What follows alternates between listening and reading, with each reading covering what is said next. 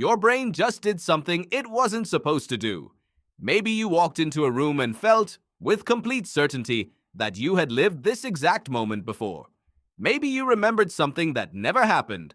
Maybe a word you've said 1,000 times suddenly stopped looking like a word.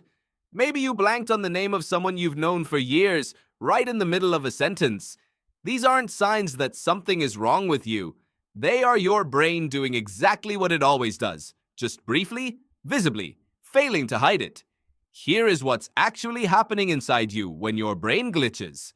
Déjà vu. Déjà vu is the most famous brain glitch, that sudden, eerie certainty that you have experienced this exact moment before, even though you know you haven't. Your brain processes every new experience using two systems simultaneously. The first handles familiarity. It asks, "Have I encountered this before?" The second handles recollection. It searches for the specific memory of when and where. Normally, these fire in sync. Familiarity triggers recollection. Déjà vu happens when these systems briefly decouple.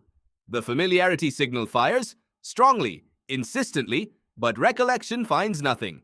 Your brain is absolutely convinced you've experienced this moment before, but cannot produce the memory to explain why. Recognition without source. Familiarity with no origin.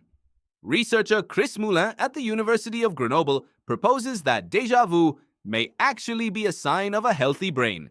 Specifically, of the brain's error-checking system working correctly. When the familiarity signal misfires, the brain's monitoring system detects the conflict and flags it. That flag is what you experience as déjà vu. It's not the glitch itself. It's your brain noticing the glitch and telling you about it.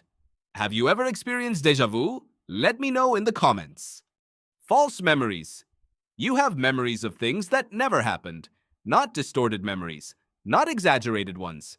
Completely fabricated ones, stored with the same confidence and emotional texture as real ones.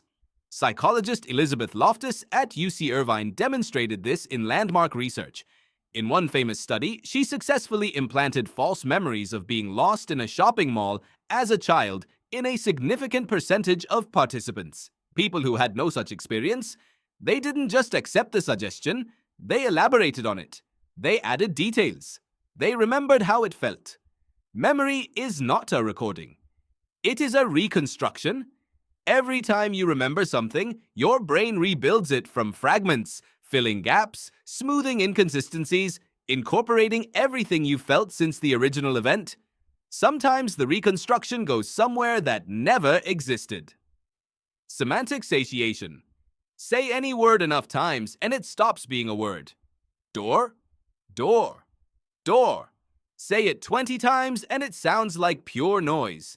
This is called semantic satiation, documented by psychologist Leon James in the 1960s. The neurons responsible for processing that word's meaning fatigue from repeated firing, a process called cortical inhibition. The word's meaning temporarily disconnects from its sound.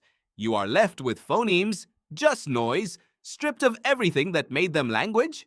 The word didn't change. Your brain briefly stopped being able to read it. Tip of the tongue. You know the word. You can feel its shape. You know how many syllables it has, but you cannot say it. Research by Roger Brown and David McNeill at Harvard showed that people in this state are right about the word structure. Syllable count, first letter, similar sounding words. Far more often than chance would predict. The word is not gone. It is partially activated. The meaning is accessible, but the full sound sequence is not completing its retrieval path. It is a retrieval failure happening in slow motion, visible to you as it occurs. What they all share, your brain processes millions of signals every second. It compresses, predicts, reconstructs, and shortcuts constantly. Because doing all of this perfectly in real time is impossible. The glitches are not failures of an otherwise perfect system. They are the inevitable byproduct of a system running faster and handling more than any system was ever designed to handle. You don't notice the million things your brain gets right every second. You notice the one moment it briefly, visibly gets it wrong. That moment, unsettling as it feels, is the most human thing there is.